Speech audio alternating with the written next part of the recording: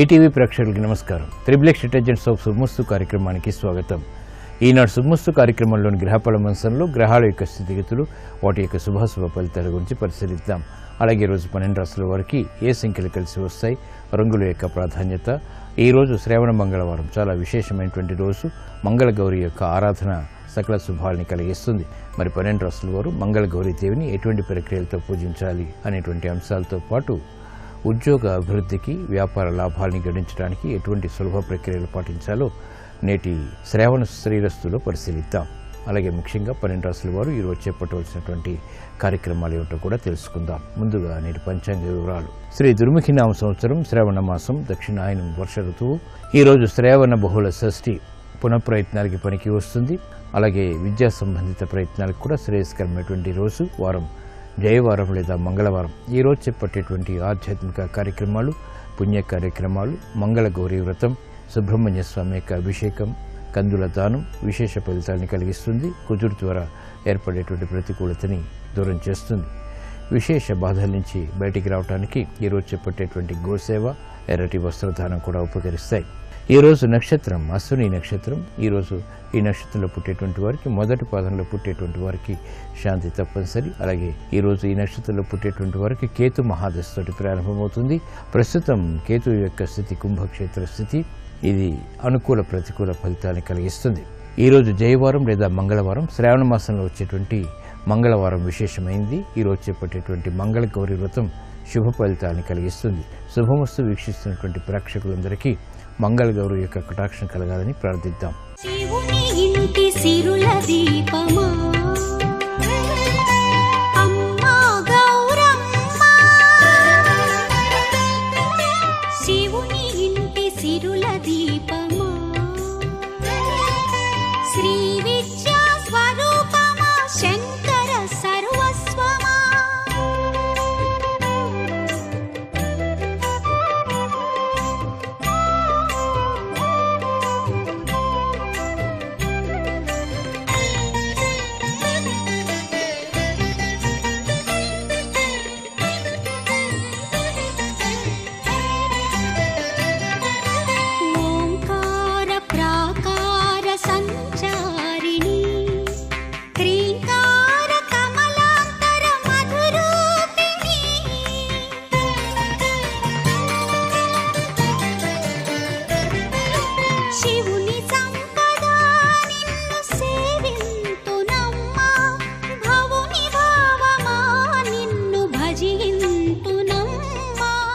ఇప్పుడు 12 రాశుల వారికి ఏర్పడేటువంటి శుభాశుభ ఫలితాలని పరిశీలిద్దాం. ముందుగా మేషరాశి.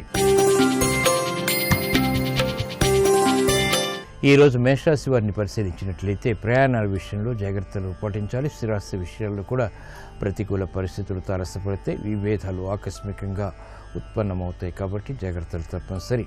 వ్యాపార సంబంధిత లావాదేవీల విషయంలో ఆర్థిక సమస్యలు ఏర్పడేటువంటి సంఘటనలు లేకపోలేదు. గృహ సంబంధిత కార్యక్రమాల్లో అకారణ కలహాలు ఉన్నప్పటికీ తిరిగి సద్దుమణుగుతాయి. కార్యక్రమ నిర్వహణలో పారిశ్రామిక రంగం వారికి మొదట ప్రతికూలత, తర్వాత అనుకూలత ఏర్పడతాయి. వ్యాపార రంగం వారు ఆర్థిక విషయాల్లో ఆచితూచి వ్యవహరించాలి. రుణ ఒత్తిళ్లు బాగా పెరుగుతాయి. సందేహాత్మక నిర్ణయాల ద్వారా సమస్యలు ఎదురవుతాయి కాబట్టి జాగ్రత్తలు పాటించాలి.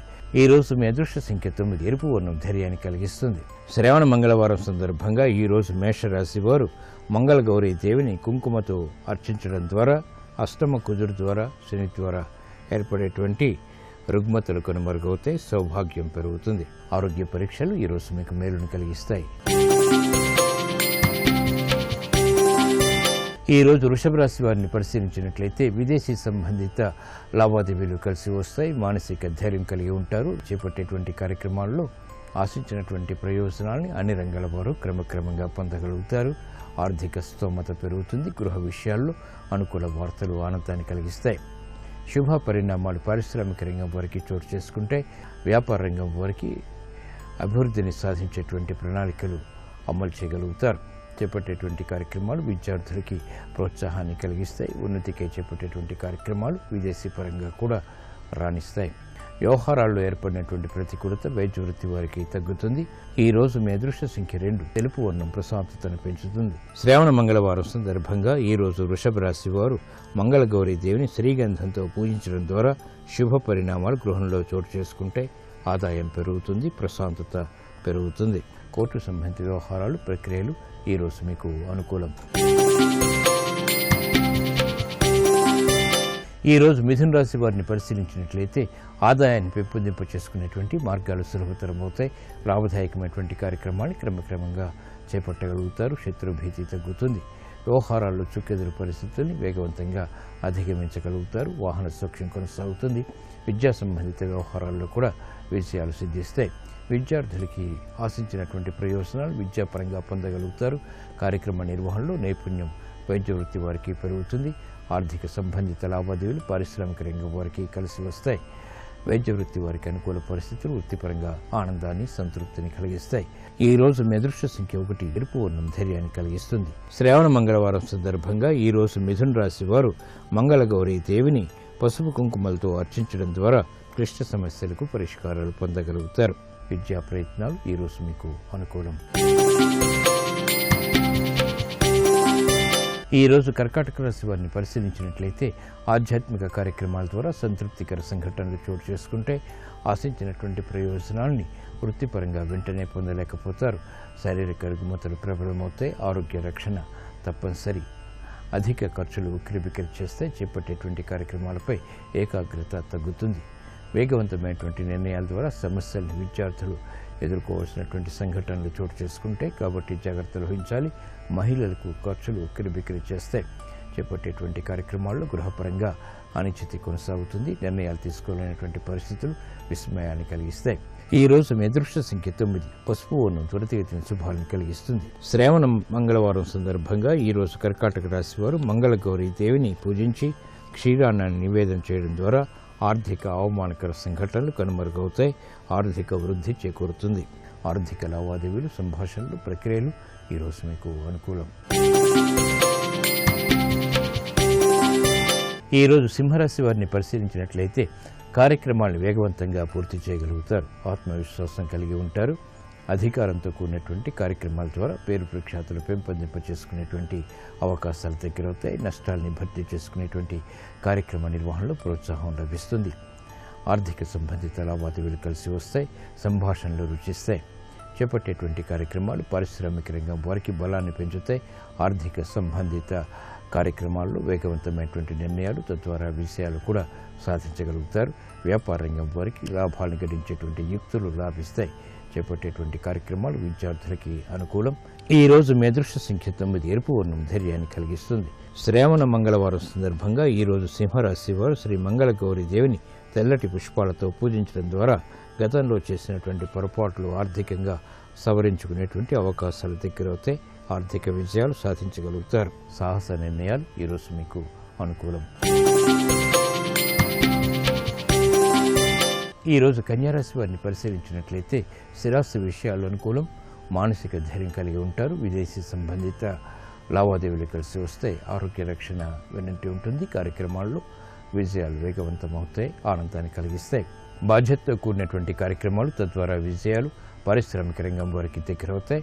వ్యాపార వాణిజ్య సంబంధిత లావాదేవీలు వ్యాపార రంగం వారికి కలిసి వస్తాయి. నూతన ఉత్సాహం విద్యార్థులకి లభిస్తుంది. నూతన స్నేహాల ద్వారా లబ్ధి చేకూరుతుంది. కార్యక్రమాలను వేగవంతం చేయగలుగుతారు. అభివృద్ధి కార్యక్రమాల్లో స్థిరాస్తి రంగం వారికి ఆశించినటువంటి ప్రయోజనాలు, ఫలితాలు దక్కుతాయి. ఈ రోజు మీ అదృష్ట సంఖ్య 3, పసుపు వర్ణం త్వరితగతిన శుభాన్ని కలిగిస్తుంది. శ్రావణ మంగళవారం సందర్భంగా ఈ రోజు కన్యారాశి వారు శ్రీ మంగళగౌరీ దేవిని పూజించి పెరుగన్నం నివేదన చేయడం ద్వారా శుభవార్తలు వింటారు. ధైర్యంతో కూడినటువంటి కార్యక్రమాలు, తద్వారా విజయాలు సిద్ధిస్తాయి.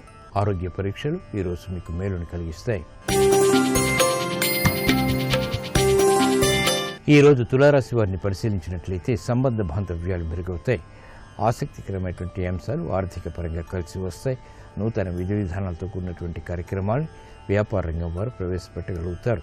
అభివృద్ధి కార్యక్రమాల్లో ఏర్పడినటువంటి చింతన పోతుంది. కార్యక్రమాల్ని వేగవంతం చేసేటువంటి ప్రక్రియలు ఉపకరిస్తాయి. బాధ్యతతో కూడినటువంటి కార్యక్రమాలు, తద్వారా విజయాలు స్థిరాస్తి రంగం వారికి కలిసి వస్తాయి. వ్యాపారపరమైనటువంటి అంశాలు వ్యాపార రంగం వారికి లాభిస్తాయి. పారిశ్రామిక రంగం వారికి అనుకున్నవి సాధించగలుగుతారు. కార్యక్రమ నిర్వహణలో క్రీడారంగం వారికి విజయాలు సిద్ధిస్తాయి. అభివృద్ధి కార్యక్రమాల్ని ఉద్యోగస్తులు చేపట్టగలుగుతారు. ఈ రోజు మీ అదృష్ట సంఖ్య 1. ఎరుపు వర్ణం ధైర్యాన్ని కలిగిస్తుంది. శ్రావణ మంగళవారం సందర్భంగా ఈరోజు తులారాశి వారు శ్రీ మంగళగౌరీ దేవిని ఎర్రటి పుష్పాలతో పూజించడం ద్వారా మానసిక ధైర్యం పెరుగుతుంది, కార్యసిద్ధి ఏర్పడుతుంది. ఉద్యోగ ప్రయత్నాలు ఈరోజు మీకు అనుకూలం. ఈరోజు వృశ్చిక రాశి వారిని పరిశీలించినట్లయితే ఉద్యోగ వ్యవహారాల్లో మెరుగైనటువంటి మార్పులు చోటు చేసుకుంటే ఆగిపోయినటువంటి కార్యక్రమాన్ని పూర్తి చేయగలుగుతారు. స్తబ్దతతో కూడినటువంటి కార్యక్రమాల ద్వారా ఏర్పడినటువంటి ప్రతికూలత తగ్గుతుంది. పెట్టుబడుల విషయంలో ఏర్పడినటువంటి విభేదాలు కూడా తగ్గుతాయి. అయోమయ పరిస్థితుల నుంచి అన్ని రంగాల వారు బయటికి రాగలుగుతారు. ఆశాజనకమైనటువంటి వాతావరణం వ్యాపారపరంగా వ్యాపార రంగం వారికి కలిసి వస్తుంది. చేపట్టేటువంటి ప్రణాళికల్లో ఆనందకర వాతావరణం కొనసాగుతుంది. గృహ విషయాల్లో కూడా ఆశించినటువంటి ప్రయోజనాలు మహిళలు పొందగలుగుతారు. ఆశాజనకమైనటువంటి వాతావరణం స్థిరాస్తి రంగం వారికి కొనసాగుతుంది. ఈ రోజు మీ అదృష్ట సంఖ్య 5.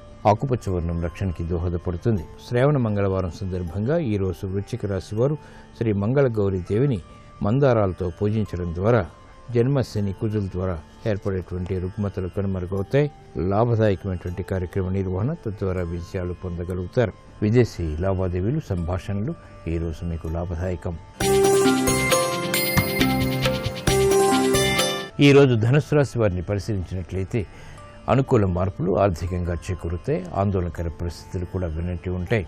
గతంలో చేసినటువంటి పొరపాట్లను సవరించుకోలేనటువంటి పరిస్థితులు కొనసాగుతాయి. చేపట్టేటువంటి కార్యక్రమాలు విద్యాపరంగా కొంతవరకు యోగించినప్పటికీ అసహన పరిస్థితులు కూడా వెన్నట్టి ఉంటాయి. కార్యక్రమాల విషయంలో పారిశ్రామిక రంగం వారు వేగవంతమైనటువంటి నిర్ణయాలు తీసుకోలేకపోతారు. అభివృద్ధి కార్యక్రమాల్లో వైద్య వృత్తి వారికి ఆటంకాలు ఏర్పడతాయి. వ్యాపార రంగం వారికి ఒత్తిళ్లు బాగా పెరుగుతాయి. అసహన పరిస్థితుల నుంచి ఏర్పడినటువంటి ప్రతికూలత స్థిరాస్తి రంగం వారికి ప్రబలమవుతుంది. ఈ రోజు మీ అదృష్ట సంఖ్య 9. ఎరుపు వర్ణం ధైర్యాన్ని కలిగిస్తుంది. శ్రావణ మంగళవారం సందర్భంగా ఈ రోజు ధనుస్సు రాశి వారు శ్రీ మంగళగౌరీ దేవిని ఆవు పాలతో అభిషేకించడం ద్వారా ఉత్తమ విజయాలు సాధించగలుగుతారు. ఏలినాటి శని ద్వారా ఏర్పడేటువంటి అతి ప్రతికూలత తగ్గుతుంది. స్థిరాస్తి నిర్ణయాలు ఈరోజు మీకు అనుకూలం. ఈ రోజు మకర రాశి వారిని పరిశీలించినట్లయితే వేగవంతమైనటువంటి అనుకూల మార్పులు ఆర్థికంగా చోటు చేసుకుంటాయి. గతంలో కన్నా మెరుగైనటువంటి పరిస్థితులు గృహరీత్యా ఆనందాన్ని కలిగిస్తే సంబంధ బాంధవ్యాలు మెరుగవుతాయి. అసహన పరిస్థితుల నుంచి బయటికి రాగలుగుతారు. బాధ్యతతో కూడినటువంటి కార్యక్రమాలు తద్వారా విజయాలు ఆనందాన్ని పెంచుతాయి. వ్యవహారాల్లో చుక్కెదురు పరిస్థితుల్ని పారిశ్రామిక రంగం వారు ఎదుర్కోగలుగుతారు. స్వశక్తితో కూడినటువంటి కార్యాచరణ వ్యాపార రంగం వారికి కలిసి వస్తుంది. పిల్లల విషయంలో ఆనందం లభిస్తుంది. కుటుంబ బాధ్యతలు పెరిగినప్పటికీ సక్రమ నిర్వహణ కొనసాగించగలుగుతారు. వ్యాపార నిమిత్తమే చేపట్టేటువంటి కార్యక్రమాల్లో వైద్య వృత్తి వారికి అనుకూలత ఏర్పడుతుంది. ఈ రోజు మీ అదృష్ట సంఖ్య 5. ఆకుపచ్చ వర్ణం రక్షణకి దోహదపడుతుంది. శ్రావణ మంగళవారం సందర్భంగా ఈ రోజు మకర రాశి వారు శ్రీ మంగళగౌరీ దేవిని పూజించి పాయసాన్ని నివేదన చేయడం ద్వారా శుభవార్తలు వింటారు. గృహంలో ఆనందకర వాతావరణం కొనసాగుతుంది. ఉద్యోగ ప్రయత్నాలు ఈరోజు మీకు అనుకూలం. ఈరోజు కుంభరాశి వారిని పరిశీలించినట్లయితే మానసిక వేదనలు ప్రబలమవుతాయి. అకారణి కలహాల ద్వారా ఏర్పడినటువంటి ప్రతికూలత కూడా ప్రబలమవుతుంది. సంబంధ బాంధవ్యాల విషయంలో జాగ్రత్తలు వహించాలి. బలమైన మిత్రుల ద్వారా లబ్ధి కూడా చేకూరుతుంది. కార్యక్రమాలను వేగవంతం చేసేటువంటి ప్రక్రియలు పనికి వస్తాయి. నూతన బాధ్యతలు పారిశ్రామిక రంగం వారికి పెరుగుతాయి. అనుకూల పరిస్థితులు సినీ రంగం వారికి కూడా ఏర్పడతాయి. ఆర్థిక అసహన పరిస్థితుల నుంచి బయటికి వ్యాపార రంగం వారు రాగలుగుతారు. నూతన ప్రణాళికలు విద్యార్థులకి కలిసి వస్తాయి. ఉన్నతికై చేపట్టేటువంటి కార్యక్రమాల్లో ఉద్యోగస్తులకి ప్రోత్సాహం లభిస్తుంది. కార్యక్రమాన్ని వేగవంతంగా క్రీడారంగం వారు చేపట్టగలుగుతారు. ఈ రోజు మీ అదృష్ట సంఖ్య 1. ఎరుపు వర్ణం ధైర్యాన్ని కలిగిస్తుంది. శ్రావణ మంగళవారం సందర్భంగా ఈ రోజు కుంభరాశి వారు మంగళగౌరీ దేవిని చామంతులతో పూజించడం ద్వారా ఉత్తమ ప్రయోజనాలు సాధించగలుగుతారు. కార్యక్రమాల్లో విజయాలు సిద్ధిస్తాయి. విదేశీ ప్రయాణాలు సంభాషణలు ఈ రోజు మీకు అనుకూలం. ఈ రోజు మీనరాశి వారిని పరిశీలించినట్లయితే కార్యక్రమాన్ని చకచకా పూర్తి చేయగలుగుతారు. ప్రయాణాల ద్వారా అనుకూల పరిస్థితులు ఆర్థికంగా కలిసి వస్తాయి. చేపట్టేటువంటి కార్యక్రమాలు ఉద్యోగరీత్యా కూడా లాభిస్తాయి. ఉన్నతికై చేపట్టేటువంటి కార్యక్రమాలు విద్యాపరంగా లాభిస్తాయి. విదేశీ సంబంధిత ప్రయాణాలు వంటివి యోగిస్తాయి. నూతన కార్యక్రమాలు గృహరీత్యా మహిళలు ప్రారంభించగలుగుతారు. శుభ సంఘటనలు పరిణామాలు గృహంలో చోటు చేసుకుంటాయి. ఆర్థిక పరిస్థితి కార్మిక రంగం వారికి మెరుగవుతుంది. అసహన పరిస్థితుల నుంచి వ్యాపార రంగం వారు బయటికి రాగలుగుతారు. నూతన బాధ్యతలు పారిశ్రామిక రంగం వారికి పెరుగుతాయి. క్రీడారంగం వారికి ప్రతికూల పరిస్థితులను ఎదుర్కొనేటువంటి శక్తి సామర్థ్యాలు లభిస్తాయి. ఈ రోజు మీ అదృష్ట సంఖ్య 9. పసుపు వర్ణం త్వరితగతిన శుభాలను కలిగిస్తుంది. శ్రావణ మంగళవారం సందర్భంగా ఈరోజు మిథున రాశి వారు మంగళగౌరీ దేవిని గులాబీలతో పూజించడం ద్వారా సత్సంబంధాలు ఏర్పడతాయి. తద్వారా విజయాలు చేతికి అందుతాయి. స్థిరాస్తి కొనుగోలు వంటివి ఈరోజు మీకు అనుకూలం.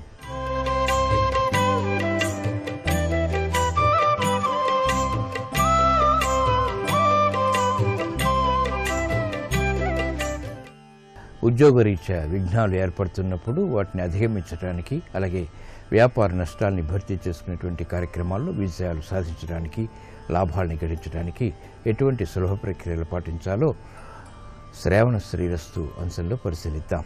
ఆర్థిక స్థితిలో వృద్ధి కలగటానికి అమావాస్య రోజున పేదలకు అన్నదానం చేయాలి. సాధువులకు భోజనం పెట్టాలి. దేవాలయాల్లో ధార్మిక పుస్తకాలు వంటివి దానం ఇవ్వాలి. అలాగే ఉద్యోగరీత్యా శ్రమకు తగినటువంటి ఫలితం లభించడానికి, పనుల్లో సాఫల్యత పొందడానికి ఇంటి ముఖద్వారంపై పగడాలతో తయారు చేసినటువంటి హనుమాన్ ప్రతిమ ఉంచాలి. ద్వారం దగ్గర పసుపు రంగు పూలు పూసేటువంటి మొక్కను కూడా పెట్టాలి. ఈ ప్రక్రియ ద్వారా ఉద్యోగ సంబంధిత వ్యవహారాల్లో అభివృద్ధి గోచరిస్తుంది. పనుల్లో సాఫల్యత పొందగలుగుతారు.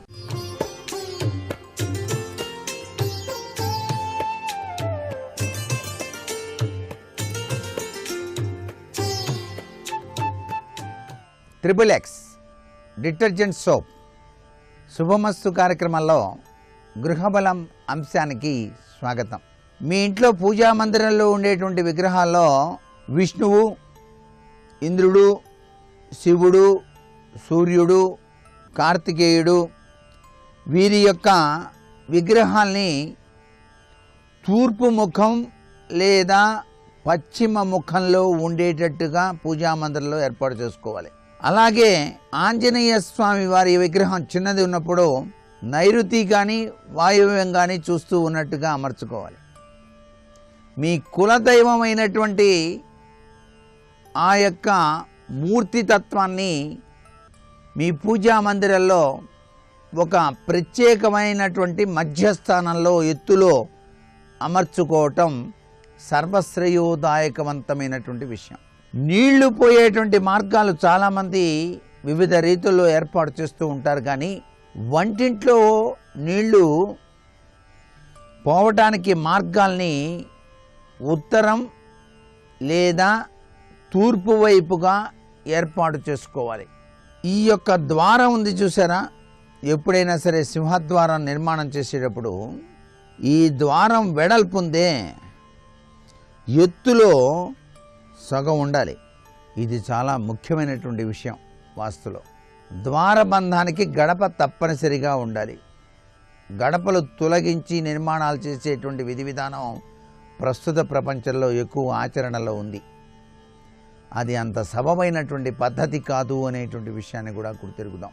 శివుడు, విష్ణువు ముఖాలు ఏ దిశ అయినప్పటికీ, ముఖ్యంగా చాముండీదేవి, శీతలాదేవి, భైరవుడు వీరి యొక్క ముఖాలు దక్షిణ దిశ వైపు ఉండాలి. ఇక గృహంలో వరండాలు నిర్మాణం చేస్తూ ఉంటారు చాలామంది. ఈ వరండా ఇంటికి ఉత్తరం లేదా తూర్పులో ఉండటం సర్వశ్రేయోదాయకంగా కూడాను మనం గుర్తుపెట్టుకుందాం. మీ ఇంటికి అదే బజారులో ఎటువైపు ఇల్లు కొనుక్కుంటే మీకు లాభం అనే విషయాన్ని కూడా గుర్తుపెట్టుకోవాలి. మీ గృహానికి తూర్పు వైపున ఉన్నటువంటి ఇల్లు అమ్మకానికి వచ్చినప్పుడు కొనుక్కోవడంలో తప్పు లేదు. మీ గృహానికి ఎదురుగా ఉన్నటువంటి ఈశాన్య దిక్కులో ఖాళీ స్థలం అమ్మకానికి వస్తే అది భగవంతుడు మరింత అదృష్టాన్ని మీకు ప్రసాదించడానికి ఇచ్చినటువంటి సదవకాశంగా భావించి కొనుగోలు చేసుకోవచ్చు. మీ ఇల్లు ఆనుకొని దక్షిణ దిశలో ఉన్నటువంటి ఇల్లు అమ్మకానికి వచ్చింది అన్నప్పుడు నమస్కృతాంజలి గడించి వదిలేయటం మంచిది. అంతేగాని ఈ ఇంటికి ఆ ఇల్లు కలిసి వస్తుంది, ఇంకా బాగా విశాలంగా నేను చక్కగా నిర్మాణం చేసుకొని ఉండొచ్చు కదా అని చెప్పేసి మాత్రం ఆలోచన చేయటం అవివేకం. ఎప్పుడూ కూడా ఇంటిని ఆనుకొని దక్షిణం వైపు ఉన్నటువంటి ఇంటిని కొనుగోలు చేయటం అనర్థదాయకం. అదే ఇల్లు వేరే బజారులో దక్షిణం వైపుగా ఇంకో ఇల్లు అమ్మకానికి వచ్చినప్పుడు మీరు కొనుక్కోండి, తప్పులేదు. మీ ఇంటిని ఆనుకొని దక్షిణం వైపు ఉన్నటువంటి ఇంటిని మాత్రం కొనుగోలు చేయకూడదు. అలాగే మీ ఇంటిని ఆనుకొని రోడ్డు ఉంది, ఆ రోడ్డుని ఆనుకొని పడమర వైపు ఈశాన్య మూల బిట్టు బ్రహ్మాండంగా ఉంది, చిన్నదే, చాలా చెప్తున్నారు రేటు, అయినప్పటికీ కొనుగోలు చేయాలా వద్దా అనే సంశయం ఉంటుంది చాలామంది. పడమర వైపు, మీ ఇంటికి పడమర వైపు మధ్యలో రోడ్డు అడ్డొచ్చింది. ఆ పడమర వైపు ఉన్నటువంటి బిట్టు అంటే స్థలాన్ని కొనుగోలు చేయాలా వద్దా అనేటువంటి సంశయం అక్కర్లేదు, కొనుక్కోవచ్చు. అలా కొనుక్కున్న తర్వాత ఖాళీగా మాత్రం ఉంచకూడదు, వెంటనే నిర్మాణం మాత్రం చెయ్యాలి. చాలామంది ఒక గృహం కట్టేటప్పుడు తవ్వకం చేస్తూ ఉంటారు. అంటే శంకుస్థాపన సందర్భంలో కానివ్వండి, ఆ స్థలాన్ని శుభ్రం చేసేటప్పుడు ఆ సమయంలో గనక చిన్ని బంగారపు మొక్క దొరికిందనుకోండి, నీకు అదృష్టం పట్టినట్టే. అంటే లక్ష్మీప్రదమైనటువంటి ప్రభావాన్ని ఆ స్థలం మీకు ప్రసాదించబోతోంది సుమా అని చెప్పేసి. అలాగే చీమలు, చెదలు, పాములు, ఎలుకలు, బూడిద, చిల్లపెంకులు, కాలిన కట్టెలు, లోహం ఇవన్నీ తవ్వేటప్పుడు కనిపిస్తే అశుభదాయకంగా మీరు భావన చేసి దానికి సంబంధించినటువంటి భూసూక్తం అని చెప్పేసి ఉంటుంది. మీరు గృహం కట్టేటప్పుడు శంకుస్థాపన చేస్తారే, ఆ సమయంలో ఈ విషయాన్ని మర్చిపోకుండా భూసూక్త పఠనం చేయించండి వేద పండితుడి చేత. ఆ భూసూక్త పఠనం అయిన తర్వాతనే గృహ నిర్మాణానికి మీరు సన్నిధులుగాండి. చక్కగా అదృష్టకరమైన ప్రభావంతో కొనసాగించుకోవటానికి ఆస్కారం ఉంటుంది. కిటికీలు అనేటువంటివి ఇంటికి ఉత్తరం లేక తూర్పు దిక్కున ఎక్కువగా, దక్షిణ పశ్చిమ దిశల్లో తక్కువగా అమర్చుకోవటం సర్వశ్రేయోదాయకవంతమైనటువంటి ప్రభావాన్ని కలిగింపచేస్తాయి. భూమి వాలు ఉత్తరానికి తూర్పునకు ఉంటే చాలా శుభకరమైనటువంటి ప్రభావం. ఇంటి కప్పు వాలు ఈశాన్యం వైపు ఉండే విధంగా నిర్మాణం చేసుకోవాలి. త్రాగే నీటిని ఉత్తరం లేక ఈశాన్య కోణంలో ఏర్పాటు చేసుకోవటం ఉత్తమోత్తమం. నివాస స్థలానికి దిగువ పూజ గది ఉండరాదు. మరికొన్ని ముఖ్య విషయాలు రేపటి శుభమస్తు కార్యక్రమంలో తెలుసుకుందామా? మరి సర్వే జనా సుఖినో భవంతు.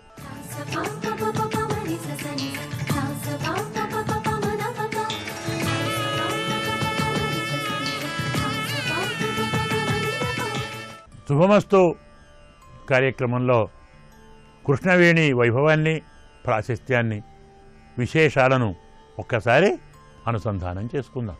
350 కోట్ల నదుల తీర్థాలు బృహస్పతి కన్యారాశిలో ప్రవేశించినప్పుడు కృష్ణవేణిలో వచ్చి చేరుతాయి. ఇలా చేరటాన్ని కృష్ణా పుష్కరాలు అంటాము. ఈ సమయంలో తప్పక వచ్చి స్నానం చేస్తే ఒక 42 తరాలు తరిస్తారు. మనం చేసిన, మన పూర్వులు చేసిన, మన తరువాతి వారు చేయబోతున్న సకల పాపాలు కూడా నశిస్తాయి. సంకల్పం చెప్పి స్నానం చేయండి, శిరస్నానం చేయండి, 3 వస్త్రాలు కట్టుకొని స్నానం చేయండి. రాని వారికి కూడా ఫలితం కావాలని సంకల్పం చెప్పి స్నానం చేయండి. మీకు శక్తి ఉంటే ఒక పాత్రలో ఆ జలాన్ని తీసుకొని వెళ్ళి వారికి దానితో ప్రోక్షిస్తే ఆ ఫలితం వారికి వస్తుంది. స్నానం చేసిన వెంటనే వస్త్రాలు మార్చుకొని జపం చెయ్యండి. శక్తి ఉన్న వాళ్ళు అలాగే నిలబడి జపం చెయ్యండి. జపం చేస్తున్నప్పుడు ధ్యానం చెయ్యండి. ధ్యానం చేసిన తరువాత దానం చెయ్యండి. దానం కంటే ముందు గోపూజ చేసి గోవును దానం చెయ్యండి. వృషభం ఉంటుంది, వృషభాన్ని దానం చేయవచ్చు. అలాగే మేకను, గొర్రెను, మహిషం అంటే గేదెను, మనకు 12 రోజుల దానాల్లో గేదె కూడా ఉంది, ఉప్పు కూడా ఉంది, బెల్లం కూడా ఉంది, రత్నం కూడా ఉంది. ఇలాంటి వాటిని దానం చెయ్యండి. మంత్రాన్ని జపం చెయ్యండి. అప్పుడే ధ్యానం కూడా చెయ్యండి. ఇవన్నీ కాక హోమం చెయ్యాలి. నదీ తీరంలో హోమం చేయటం చాలా విశేషమైన ఫలితాన్ని ఇస్తుంది. కృష్ణవేణి ప్రీత్యర్థం ఆగత అనాగత పాప నివృత్త్యర్థం అహం హోమం కరిష్యే అని సంకల్పం చెప్పి చేసిన పాపాలు, చెయ్యబోయే పాపాలు, ఇప్పుడున్న పాపాలు అన్నీ పోవటానికి హోమం చేస్తున్నానని అగ్నిహోత్రుణ్ణి ఆరాధించి తీరంలోనే హోమం చెయ్యండి. అక్కడే పిండ ప్రదానం చేయండి. అక్కడే శ్రాద్ధము చేయండి. అక్కడే 16 లేదా 24 దానాలు చేయండి. నదీ తీరంలో మీకు శక్తి ఉంటే అన్నదానం చెయ్యండి. చాలా విశేషం. ఒక వ్యక్తికి అన్నదానం చేస్తే పుష్కరాల్లో 1,00,000 మందికి అన్నం పెట్టిన పుణ్యం లభిస్తుంది. ఎన్ని మెతుకులు వాడు తింటాడో అన్ని 1000 సంవత్సరాలు అన్నం పెట్టినవాడు పుణ్యలోకాల్లో ఉంటాడు. అందుకు అన్నదానం చేయండి. చలికాలం రాబోతుంది కాబట్టి కంబళి అంటాం, అంటే గొంగళి దానం చెయ్యండి. శయ్య దానం చెయ్యండి. ముఖ్యంగా చెప్పులు, గొడుగు, అలాగే దండము, ఈ 3 దానం చేస్తే అలా దానం చేసిన వాడు యమలోకానికి వెళ్ళడు అని శాస్త్రం.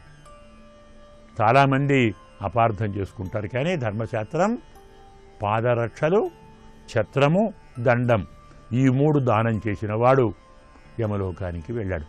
అంతేకాదు తమ పితరులో, తాతలో యమలోకానికి పోతారన్న అనుమానం ఉంటే వారు పోకుండా ఉండటానికి గొడుగు, దండము, అలాగే పాదుకలు, పాదరక్షలు దానం చేయండి. రకరకాలుగా ఉన్నాయి. ఈ రీతిలో దానము చేయండి, జపము చేయండి, ధ్యానము చేయండి. ఇవన్నీ స్నానం చేసిన తరువాత చేయండి. దాని తరువాత పిండ ప్రదానము చేయండి, శ్రాద్ధ ప్రక్రియ చేయండి. మీకున్న శక్తి మేరకు కృష్ణానదిని పూజించండి. ఆవాహయామి, ఆసనం సమర్పయామి, పాదయోః పాద్యం, హస్తయోరర్ఘ్యం, ముఖే ఆచమనీయం, ఔపచారికేణ స్నానం, శుద్ధ ఆచమనీయం, పసుపు, కుంకుమ, గంధము, పూలు ఇవన్నీ యథాశక్తిగా అందులో ఉంచి కృష్ణవేణిని ఆరాధించండి. కృష్ణవేణి ప్రతినిధిగా ఒక సువాసిని అంటే ఒక ముత్తైదువను ఆరాధించండి. ఇంకా ఫలితం. ఒక్కొక్క దానానికి ఒక్కొక్క స్నానం చేయండి. ఒకే రోజు 12 స్నానాలు చేస్తే 12 రోజులు స్నానం చేసిన ఫలితం లభిస్తుంది. 12 దానాలు చేయండి. 12 మంత్రాలు 12 సార్లు మంత్రము జపించండి. 12 ఆహుతులు అగ్నిహోత్రంలో ఇవ్వండి. ఇలా మనకు శక్తి మేరకు, ఉత్సాహం మేరకు, అవకాశం ఉన్నంత వరకు పుష్కరాల శుభ సందర్భాన్ని సార విడుచుకోకండి. మళ్ళీ 12 ఏళ్ల కదా వచ్చేది. అందువల్ల మళ్ళీ మన కృష్ణమ్మ తల్లిని స్పృశించి పూజించి మళ్ళీ స్నానం చేయాలంటే 12 రోజుల దాకా ఆగాలి కదా, 12 ఏళ్ళు ఆగాలి కదా. వచ్చిన సమయాన్ని ద్వారా విడుచుకోకండి. భక్తి శ్రద్ధలతో మీ శక్తి మేరకు అనుకున్నవి ఆరాధించి స్నానం చేసి సంతృప్తి కలిగించి మీరు సంతృప్తి పొంది అనంత పుణ్యాలను పొంది భగవంతు అనుగ్రహాన్ని పొంది మీరు తరించండి. మీ పక్క వారిని తరింపజేయండి. లోకా సమస్తాః సుఖినో భవంతు. స్వస్తి.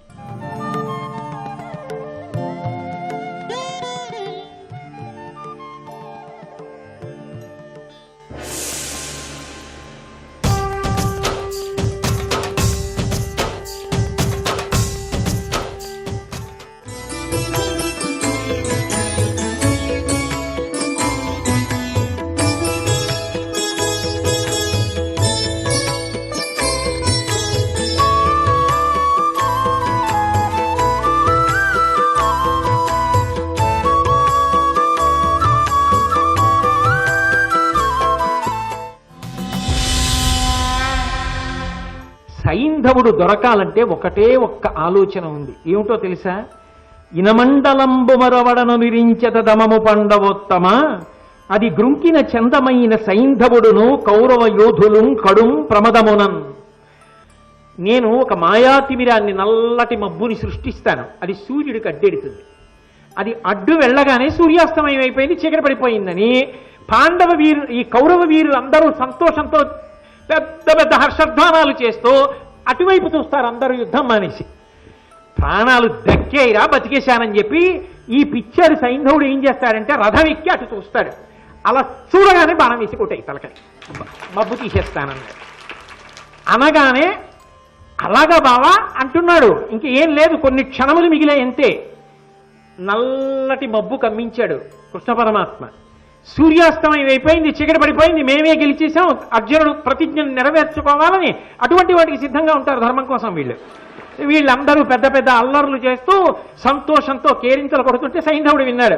అబ్బా సూర్యాస్తమయం అయిపోయింది, బతికేశానని రథం ఎక్కి మెడనిక్కించి అటు చూస్తున్నాడు. కృష్ణుడు అన్నాడు, అడిగో సైంధవుడు వేసే బాణం అన్నాడు.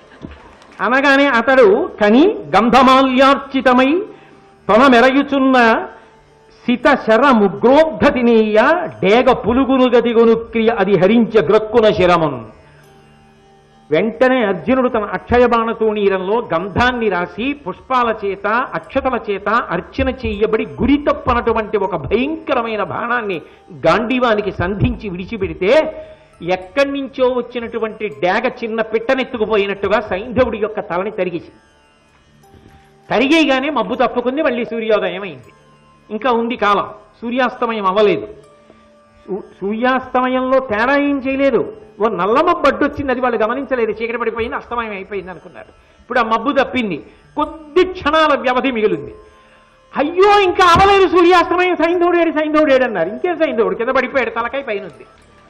వెంటనే కృష్ణుడు అన్నాడు, శౌరి పార్థ పార్థ సైంధవు తల ఇలబడిన నొప్ప అది అభంబునంద నిలువ చేయు ఏను నీకిరింగించదా తెరంగు తెలియనడిన అతడు. పార్థ పార్థ ఏమి రచనండి నిజంగా. ఆర్తి కలిగినప్పుడు ఒక్క మన పార్థ అనరు.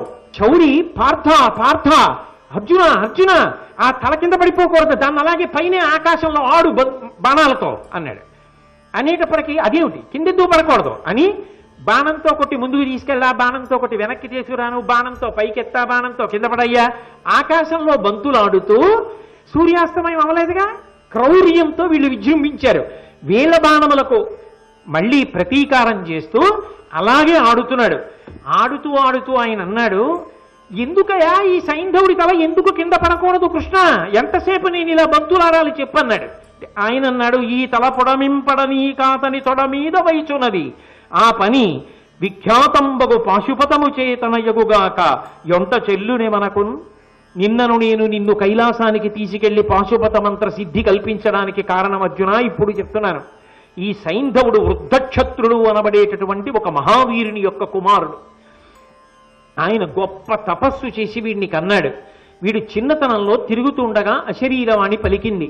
ఈ పిల్లవాడు యుద్ధం చేస్తున్నప్పుడు, అంటే పెద్దవాడు అయిన తర్వాత యుద్ధం చేస్తున్నప్పుడు ఏమరపాటులో ఉండగా తల త్రుంచబడుతుంది అని పలికింది అశరీరవాణి. యామరపాటులో ఉండగా అంటే యుద్ధం లేకుండా ఏదో ఇతర విషయం మీద దృష్టి పెట్టి ఉండగా, యామరపాటులో ఉండగా తల తెగిరిపోతుందని కదా. అలా నా కొడుకు మరణిస్తాడా, అలా ఎవడైనా చంపితే వాడి తల 100 వ్రక్కలగుగాక అని వృద్ధక్షత్రుడు చెప్పించాడు. ఇప్పుడు ఆ తల కింద పడిపోతే, ఎవరి బాణము వలన తల కింద పడిపోతుందో వాడి తల 100 వక్కలైపోతుంది. ఇప్పుడు వీడి తల కింద పడితే నీ తల పగిలిపోతుంది 100 వక్కల కింద. నీకు తెలియదు ఈ విషయం. సైంధవుడి తల తరుగుతానన్నావు అంతే, తల తరిగి వదిలేసావా నీ తల కూడా పేలిపోతుంది. కాబట్టి అది కింద పడకూడదు, ఆకాశంలో బొత్తులాడమన్నా. ఇప్పుడు అది ఎక్కడ పడాలి అంటే ఎక్కడో శమంతక పంచకంలో కూర్చుని జపం చేసుకుంటున్నాడు వీళ్ళ తండ్రి. ఏ దుర్మార్గమైన శాపాన్ని లోకానికి ఇచ్చాడో ఇట్లాంటి కొడుకుని కని ఆయన ఒళ్ళోనే ఈ తల పడేటట్టుగా పాశుపతాస్త్రాన్ని ప్రయోగించు, అదొక్కటే ఆ తల పట్టుకెళ్ళి అక్కడ పడేటట్టు చేస్తుంది. జపం చేసుకుంటున్న వాడి ఒళ్ళో ఏదో దబ్బున పడేటప్పటికి ఇలా చూస్తాడు, నెత్తురోడుతూ ఉంది కదా, కొడుకు తల అనుకోడు, ఛై అని ఇలా కింద పడేస్తాడు. ఎవరు తల కింద పడేశాడో వాడి తల వక్కలైపోతుంది, ఉద్గక్షత్రుడి యొక్క తల పగిలిపోతుంది. తండ్రి కొడుకు పోతారు కాబట్టి మళ్ళీ వాడు పగబట్టకుండా పోతుంది. పాశుపతాస్త్రాన్ని ఇప్పుడు ప్రయోగించు. అది వెళ్ళి ఆ కొడుకు శిరస్సు తండ్రి ఒళ్ళో పడేట్టు చేస్తుంది. వెంటనే పాశుపతాస్త్రాన్ని అభిమంత్రించాడు. బాణము వెంట బాణము, బాణము వెంట బాణము, బాణము వెంట బాణము దాన్ని తోసుకుంటూ శమంతక పంచకానికి తీసుకెళ్లి ఆశ్రమంలో జపంలో ఉన్నటువంటి వృద్ధక్షత్రుడి యొక్క ఒళ్ళో పడేటట్టు కొట్టింది పాశుపతాస్త్రం. చటుక్కున కళ్ళు తెరిచి చూసి చెయ్యి తలని పక్కన పడేశాడు. పక్కన పడైగానే సైంధవుడి తల కింద పడగానే వృద్ధక్షత్రుడి యొక్క తల వ్రక్కలైపోయి ఆయన మరణించాడు. సూర్యాస్తమయం అయిపోయింది. ఏడుస్తూ దుర్యోధనాదులు ఇతర వీరులు మనం సైంధవుణ్ణి దక్కించుకోలేకపోయాం, పాండవులు ప్రతిజ్ఞ నెరవేర్చుకున్నాడు, అర్జునుడు నెరవేర్చుకున్నాడని చెప్పి ఏడుస్తూ వాళ్ళింటికి వెళ్ళిపోయారు. సంతోషంగా కృష్ణుడితో కలిసి అర్జునుడు వెళ్ళిపోయాడు. ఇద్దరు వెళ్ళి ధర్మరాజు గారికి నమస్కారం చేశారు. చేస్తే ధర్మరాజుతో కృష్ణుడు అన్నాడు, చూశావా నీ తమ్ముడు ఎంత అరివీర భయంకరుడో, శపథం చేశాడని భయపడ్డావు, సాయంకాలం లోపల సూర్యాస్తమయం లోపల కొట్టేశాడా లేదా సైంధవుణ్ణి అన్నాడు. ధర్మరాజు గారు అన్నాడు, నా తమ్ముడు కొట్టాడో నువ్వు వెనక ఉంటే కొట్టాడో నాకు తెలియదు అనుకోకు కృష్ణ, నువ్వు మా పాలిట దైవం, నువ్వు లేని నాడు మాకు ఈ శుభ పరంపరలు ఎక్కడ దొరుకుతాయని కృష్ణుణ్ణి కీర్తించాడు. కృష్ణార్జునులు ఇద్దరూ ధర్మరాజు గారికి నమస్కారం చేశారు. సైంధవుడు చిన్న మెరుపు అయిన భారతంలో మనుష్యులు నేర్చుకోవలసిన అనేక విషయాలని ప్రబోధించడమే కాకుండా అన్యాపదేశంగా ఆయన అర్జునుడి విషయంలో ఇంత కీలకమైన మలుపులు తిప్పాడు. అందుకే మహాభారతాంతర్గతమైనటువంటి ఈ సైంధవ వధ అంత గొప్పదైంది. మహానుభావుడు ఎవరి పేరు చెప్తే కృష్ణ పరమాత్మ పరవశించిపోతాడో అటువంటి విదురుడి గురించి చెప్పడాన్ని ప్రారంభం చేస్తాను. విదురుడు అన్న మాటకు అర్థం ఏమిటంటే ఇరిగున్నవాడు అని. ఇరిగున్నవాడు తెలుసుకొనగలిగినటువంటి ప్రజ్ఞ తనంత తానుగా భాషించినవాడు అంటే ఆయన జ్ఞాని. ఆయనకి ప్రధానంగా ఏది తెలుసు అంటే ధర్మము తెలుసు. ధర్మమునకు ప్రమాణం ఏది? శృతి, వేదం. వేదము కాకపోతే స్మృతి, స్మృతి కాకపోతే పురాణం, పురాణం కాకపోతే శిష్టాచారం, శిష్టాచారం కాకపోతే అంతరాత్మ ప్రబోధం. ఈ 5 ప్రమాణాలు. అయితే విదురుడికి జన్మతః ధర్మమును గురించి పరిపూర్ణమైనటువంటి అవగాహన కలిగినవాడు. ఏది ధర్మము అన్న విషయంలో ఏ విధమైనటువంటి అయోమయము లేకుండా ప్రతిపాదించగలిగినటువంటి సమర్థత కలిగినవాడు. అందుకే విదురుడు అన్న మాట అనగానే గొప్ప ధర్మస్వరూపుడు. ఆయన మహాభారతంలో ఎప్పుడు ఎక్కడ ఏది మాట్లాడినా కేవలముగా ధర్మమును ప్రతిపాదన చేస్తాడు. అటువంటి విదురుడి పేరెత్తగానే కృష్ణ భగవానుడు అపారమైన సంతోషాన్ని పొందుతాడు. భగవంతుడికి నిజానికి ఎవరు ఎక్కువ ప్రీతిపాత్రులు అంటే ఎవరు ధర్మాచరణం చేస్తారో, ఎవరికి ధర్మమునందు అనురక్తి ఉంటుందో, ఎవరు ధర్మాచరణము చెయ్యాలనేటటువంటి కుతూహలాన్ని లోపల పొంది ఉంటారో అటువంటి వారంటే ఆయనకి చాలా ప్రీతి. అటువంటిది అంతటి ధర్మస్వరూపుడైనటువంటి విదురుడి గురించి మాట్లాడుతుంటే, విదురుడి గురించి వింటూ ఉంటే కృష్ణ పరమాత్మ ఎంతటి గొప్ప ఆనందాన్ని పొందుతారు. అందున పరిపూర్ణావతారం ఒకెత్తు కృష్ణుడు. కృష్ణం వందే జగద్గురుం, జగద్గురు స్థాయిని పొంది ఉండడం ఒకెత్తు. అటువంటి కృష్ణ పరమాత్మ యొక్క ప్రీతిని పొందడం కన్నా మనకి అనుగ్రహం ఏముంటుంది? కాబట్టి ఆ విదురుడు అసలు మహాభారతంలో ఆవిర్భవించడానికి వెనక ఉన్నటువంటి కారణమేమి అంటే, చండకోపుడైన మాండవ్యమునివరు శాపమున యముండు సంభవిల్లే, విదురుడనగ ధర్మవిదుడు పారాశర్యు వీర్యమునను భువి నవార్యబలుడు. ఆయన పుట్టడానికి కారణమేమి అంటే, చండకోపుడైన మాండవ్యమునివరు శాపమున యముండు సంభవిల్లే. చండకోప స్వభావమున్నవాడు అంటే చటుక్కున కోపం వచ్చేటటువంటి స్వభావం ఉన్నటువంటి మాండవ్యుడు అనబడేటటువంటి ఒక మునిశ్రేష్ఠుని యొక్క శాపము కారణముగా యమధర్మరాజు గారు ఈ భూమి మీద అవతరించాడు. ఆ అవతారమునకే విదురుడు అని పేరు. విదురుడిగా అవతరించాడు. అయితే మహాభారత కాలంలో ధర్మదేవత 2 రూపాలుగా ఈ భూమి మీద నడయాడింది. ఒకటి ధర్మరాజుగా, 2 విదురుడిగా. ఏకకాలంలో ధర్మదేవత 2 రూపములను ధరించి భూమి మీద నడయాడినటువంటి కాలం మహాభారత కాలం. కాబట్టి ఆ యమధర్మరాజు గారే వచ్చాడు విదురుడిగా. విదురుడనగా ధర్మవిదుడు. విద్ అంటే తెలిసి ఉండడం. ధర్మము ఏది అన్న విషయంలో విస్పష్టముగా తెలిసిన్నవాడెవరు అంటే విదురుడు. పారాశర్యు వీర్యమునను భువి నవార్యబలుడు. ఆయన ఎందు 2 గుణములు చెప్పారు. ఒకటి ధర్మవిదుడు, ధర్మము తెలిసిన్నవాడు. అసలు ధర్మం ఏదో తెలిస్తే కదూ అనుష్ఠించడం. ధర్మం ఇది అని తెలియనప్పుడు అనుష్ఠించడం ఎలా కుదురుతుంది? ఆయనకి ధర్మము స్పష్టముగా తెలుసు. అందుకే భారతం అంతటా ధర్మాన్ని మాట్లాడతాడు.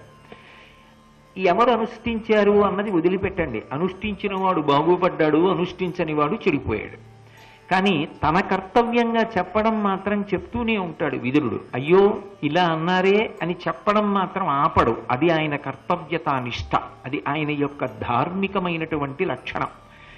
అటువంటి వాడు అవార్యబలుడు. విపరీతమైనటువంటి శారీరకమైన బలము కూడా ఉన్నవాడు. ఆయన వేదవ్యాసుని యొక్క తేజస్సు వలన జన్మించాడు. ఎందుకు అలా జన్మించవలసి వచ్చింది? దాని వెనక ఉన్న కారణమేమి అంటే, ఒకానొకప్పుడు ఈ మాండవ్య మహర్షి భూమి అంతటా తిరిగి తీర్థయాత్ర చేశాడు. తీర్థయాత్ర చేసిన వాడు ఒకానొకప్పుడు ఒక పట్టణానికి సమీపంలో ఉన్నటువంటి అరణ్య ప్రాంతంలో ఆశ్రమాన్ని ఏర్పాటు చేసుకుని ఆశ్రమ ద్వారం దగ్గర ఒక చెట్టు కింద 2 చేతులు ఎత్తి మౌన దీక్షా తత్పరుడై తపస్సు యందు ఉన్నాడు. అలా మౌన దీక్షలో ఉండి చేతులెత్తి తపస్సు చేస్తున్నటువంటి స్థితిలో ఉన్నాడు కనుక, అది ఒక దీక్షగా పెట్టుకుని ఉన్నవాడు కనుక ఆయన లౌకికమైనటువంటి మాటలకు జవాబు చెప్పడానికి ఇష్టపడడు. అయితే పరీక్షాకాలమా అన్నట్టుగా ఆ సందర్భంలో ఒక సన్నివేశం జరిగింది. ఆ రాజ్యాన్ని పరిపాలిస్తున్నటువంటి రాజుగారి అంతఃపురంలో దొంగలు పడి ధనాన్నంతటినీ తస్కరించి మూట కట్టుకుని బయటికి వెడుతుండగా అక్కడ ఉన్నటువంటి తలారులు చూశారు. తలారులు అంటే శిక్షని అమలు చేసేవాళ్ళు. ఆ తలారులు చూసి వాళ్ళని వెంబడించి పరిగెత్తారు. వాళ్ళు పారిపోయి వచ్చి ఇది మున్యాశ్రమం కనుక బహుశः తలారులు అనుమానపడరు, ప్రవేశించరన్న ఉద్దేశ్యంతో ఆశ్రమంలోకి ప్రవేశించి ఆ నగల మూటలు ఆశ్రమంలో పెట్టు కూర్చున్నారు. ద్వారం దగ్గర చెట్టు కింద చేతులెత్తి మాండవ్యముని కూర్చునున్నారు. ఇప్పుడు అటు నుంచి తలారులు వచ్చారు. ఈయన దగ్గరికి వచ్చి దొంగల్ని ఇటుగా తరువుకొచ్చాం. ఆ దొంగలు ఇటే పరిగెత్తారు. ఎక్కడున్నారు అని అడిగారు. ఆయన మౌన దీక్షలో ఉన్నాడు కదూ, అందుకని ఆయన మాట్లాడడానికి ఇష్టపడక ఏమీ జవాబు చెప్పలేదు. కానీ సైనికులు దాన్ని సరిగా అర్థం చేసుకోవడంలో విఫలమయ్యారు. వాళ్ళు ఆశ్రమం లోపలికి వెళ్ళారు. ఆయన వెళ్ళవద్దు అని కూడా అటకాయించలేదు. ఆయన దీక్షలో ఆయన ఉన్నాడు.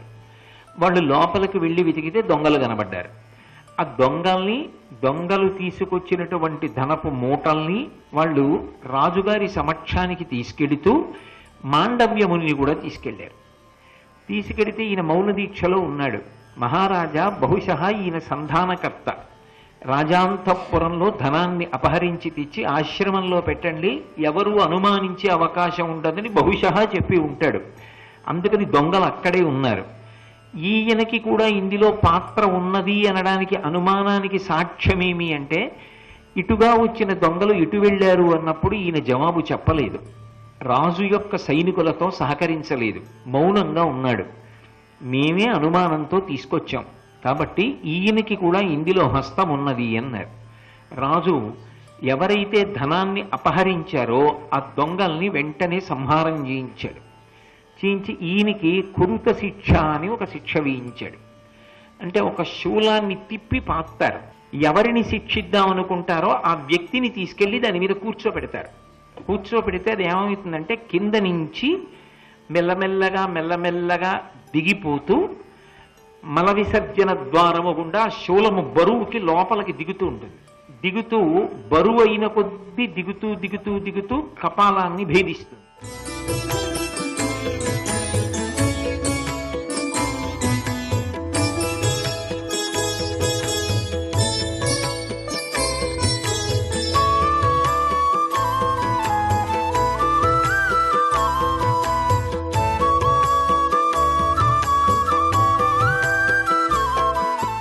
సర్వం శ్రీ ఉమామహేశ్వర పరబ్రహ్మార్పణమస్తు.